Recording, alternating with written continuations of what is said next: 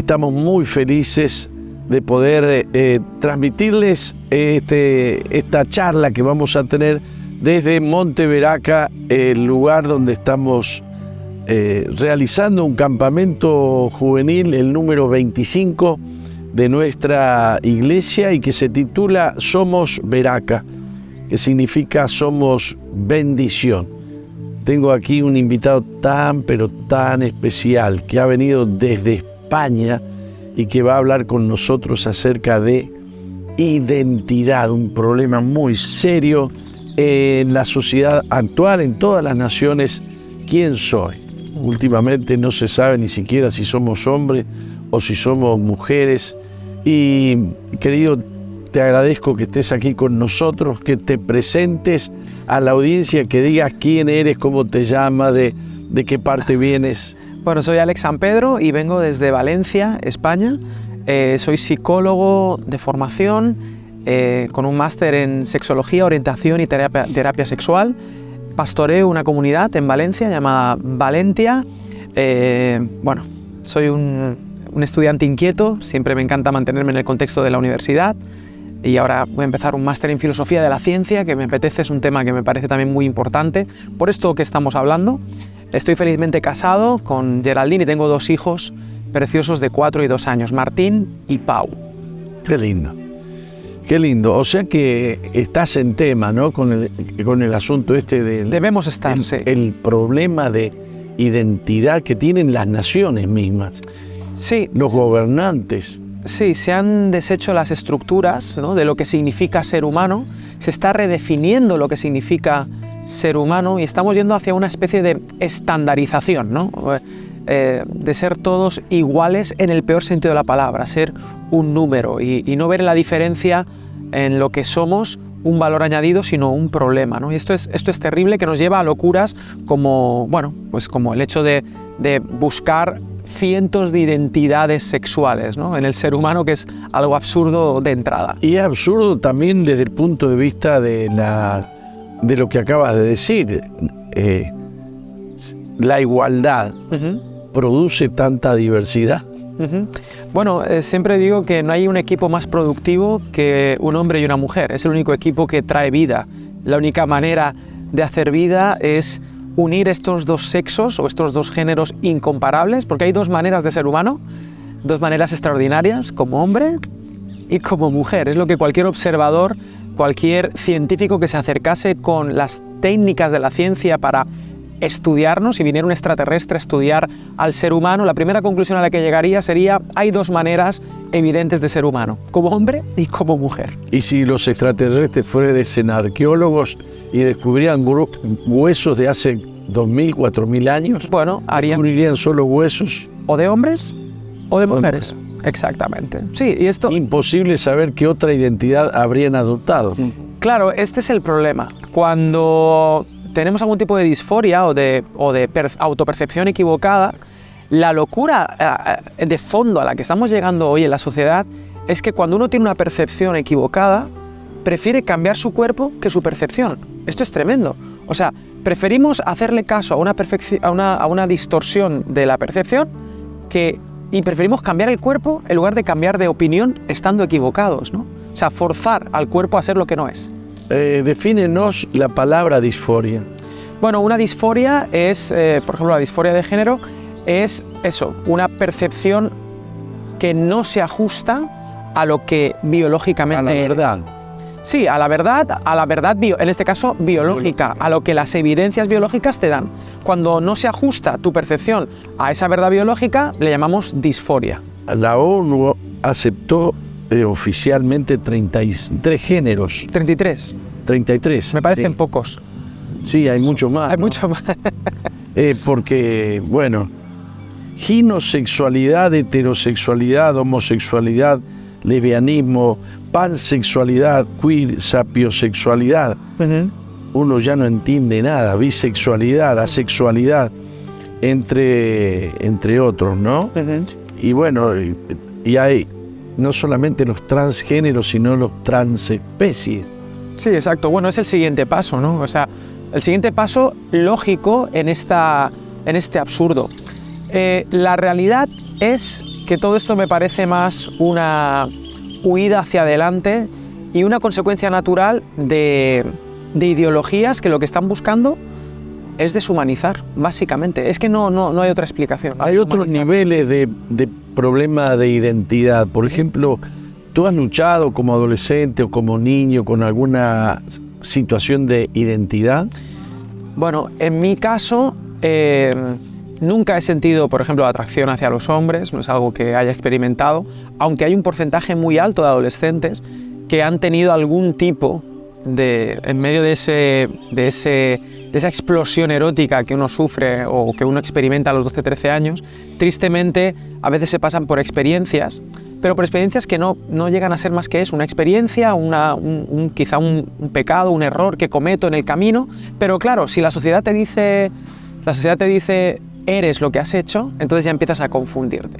En mi caso no, en mi caso yo lo único que recuerdo es que con 6 años sí tuve un abuso de un familiar, pero era una mujer. Entonces a mí eso lo que me provocó fue más bien una especie que me despertó muy temprano. Te despertó una hipersexualidad. Exacto, muy temprano, ¿no? Y entonces es algo que tuve que manejar. Y lo que me ayudó fue, bueno, hermanos con los que pude compartir eso. Pude compartir esas luchas, pude compartir esas batallas y trabajar desde la transparencia. A veces un dragón en la oscuridad es muy poderoso, pero cuando sale a la luz se convierte en una lagartija, ¿no? Ahora, saliendo del tema de la sexualidad, Ajá. El tema de identidad, no solamente sexual, es un tema muy amplio, ¿no? Exacto, sí, tienes razón. ¿Quién soy? ¿Quién soy?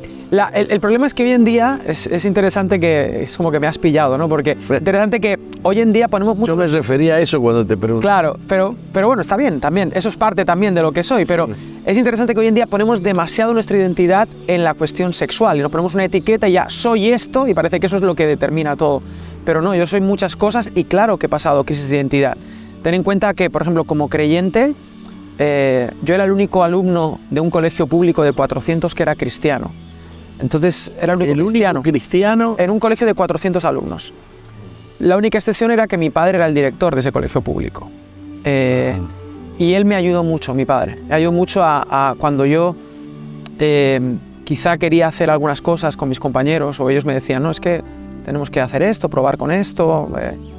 Mi padre me recordaba siempre mi identidad. No, Alex, tú tienes otra identidad, tú eres un hijo de Dios y tú no puedes participar de esto, ¿no? Y eso me ayudó mucho en un contexto donde estaba solo, literalmente, pero menos mal que estaba mi papi ahí, ¿no? Y, ¿tu papá era cristiano? Claro, mi papá era cristiano, pero trabajaba, era funcionario del Estado y era director de esa escuela.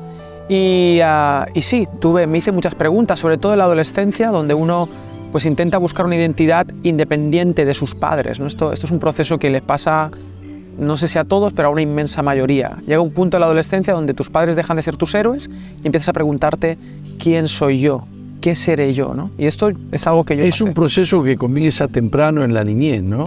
Comienza en la niñez. ¿Quién soy yo? Sí, comienza en la niñez. Lo que pasa es que en la niñez la identidad está muy puesta, si tienes una familia estable, una familia no demasiado destructiva, tú pones tu identidad en los ojos de tu padre y de tu madre. Entonces, si ellos te dan ese cariño, esa protección, no tienes ese problema. Si hay un problema en el núcleo familiar, entonces el niño ya sí que empieza a tener un caos terrible. Pero normalmente, en una familia, el niño empieza a tener estas preguntas con 11, 12, 13 años. Vamos a hablar de esto en otro bloque. Vale. Volvemos al otro tema. En Suecia, en 10 años aumentó un 1500% la disforia de género. 1500%. Sí, esto responde a algo muy, muy llamativo y es lo siguiente.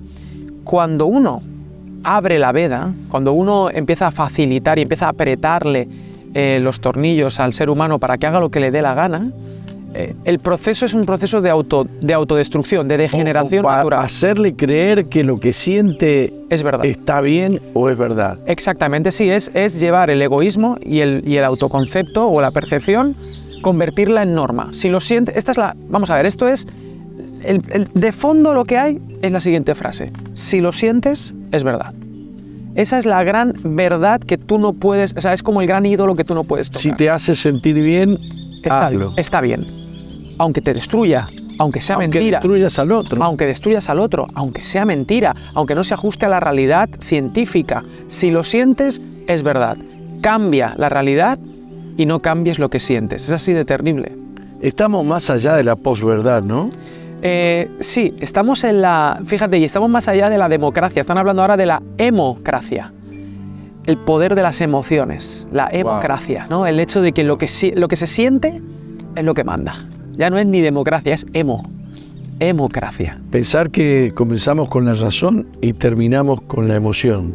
Sí, exactamente. Y esto trae consecuencias terribles. Trae dolor, trae abusos como nunca, trae gente rota, trae gente medicada para siempre, trae una serie de traumas y de abusos en menores porque están medicándolos, porque un niño con 7 años... Yo me disfrazaba de niña a nivel actuando, ¿no? No es que tuviera ningún problema. Era muy artista, entonces hacía de lo que sea, pero yo entendía que era un juego.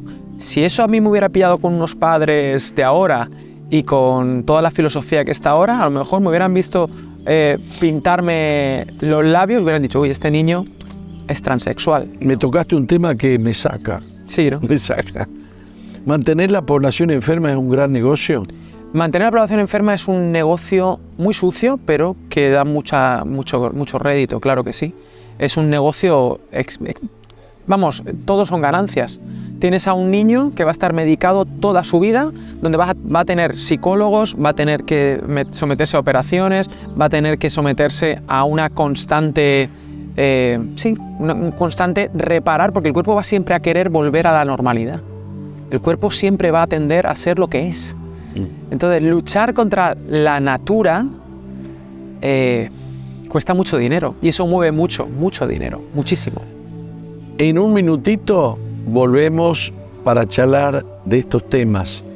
El mundo está muy confuso, está muy oscuro, pero Jesús es la luz del mundo. Wow, tocaste un tema que me llamó la atención y sobre el cual quiero hablar, porque se producen desajustes de identidad cuando el matrimonio no tiene identidad. Uh-huh. Porque el matrimonio es un organismo con identidad propia, formada por la identidad de papá y la identidad de mamá. ¿Nos puede hablar un poquito de ese tema? Sí, permíteme comenzar 15 segundos con la Biblia. En Génesis, varón y hembra los creó, a imagen de Dios los creó. Un niño conoce el amor de Dios viendo al varón y hembra cómo se aman. Esa es la imagen de Dios para un hijo. Ver cómo papá y mamá es un lugar seguro de amor. ¿Es más importante eso? No es más importante, pero igual de importante eso, que él se sienta amado por papá y por mamá. Si él ve que papá ama a mamá, mamá respeta a papá y hay un baile precioso, ese niño se siente seguro dentro de ese amor. Pero ¿qué es lo que ocurre? Que eso se rompe.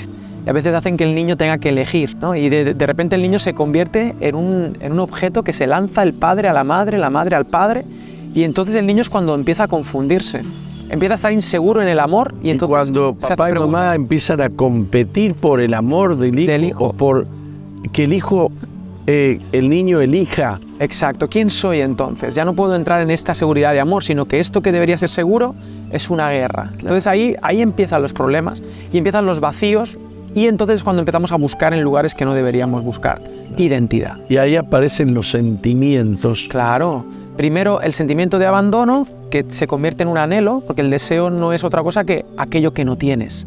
No tengo esta seguridad de amor y entonces empiezo a sentirme, pues empiezo a buscar en otros el padre que no tuve, el abrazo del padre que no tuve. Uh-huh. Empiezo si enjuicio a mi padre como hombre, entonces pienso, pues quizás ser mujer es mejor, o quizá no sé lo que soy, o quizá, en fin, hay muchos factores. Muchas variantes. Muchas variantes, pero el punto es que el Génesis... La mamá que lleva los pantalones y el hijo... Eso se llama una mamá muy fálica, es el término Opa. técnico. Una mamá muy fálica y un papá muy apocado. Esto no es matemática, esto son ciencias sociales, hay variables, pero eso genera que, por alguna razón, y son casos que te digo de primera mano, he tenido que trabajar, el hombre se apoca, se convierte en un niño, y entonces la figura de autoridad se pone en la mamá, y eso también hay. Y se casa no con una esposa, sino con una madre. Claro. La madre que sí, no madura, ¿no? Este hombre no madura, y entonces no puede convertirse en un ejemplo masculino para sus hijos. Y entrega las riendas de lo que sería la cabeza del hogar, ¿no? Exacto. Y eso además, esto nos arriesgamos en el mundo que nos ha tocado vivir, pero eso además es muy incómodo también para la mujer. Genera en la mujer una sensación también de abandono y de tener que, ¿quién soy yo? Y entonces se refrenda y entonces, vienen histerias. Bueno, es muy... También está la mujer que le gusta que él no haga nada. Mi marido es un inservible, todo lo tengo que hacer yo. Bueno, pero es parte de... Vos le decís, dejarlo a tu marido, no. Sí, pero ¿sabes cuál es el peligro ahí? Nos salimos un poco del tema. Y es que las mujeres, que son tan pecadoras como los hombres, en ese sentido somos muy iguales. Pero el punto es lo siguiente. Buscarás fuera de casa lo que no tienes en casa. Claro. Eso es así. O sea, a mí no... Yo ya... Son demasiados años viendo cómo... sí, te quejas, tú generas un hombre servicial, pero luego tú estás buscando a ese hombre al que te apetece sujetarte. Tú necesitas un hombre. Sí, hay unas pulsiones ahí. El hombre necesita de una mujer. Exacto. Hemos sido creados por Dios de una manera increíble. Me gustaría, ya estamos terminando, me gustaría que le hables a nuestra audiencia y le des un consejo y que hagas una oración por ellos, porque muchos de ellos están sufriendo esa falta de identidad, están sufriendo el no saber ni siquiera para qué han venido al mundo, por qué están en el mundo, creen que no hay propósito en la existencia, creen que han venido en un tiempo equivocado y han llegado a un lugar equivocado. Sí, yo siempre he sido una persona llena de complejos, desde muy pequeñito, y quería poner mi identidad en lo que sabía hacer.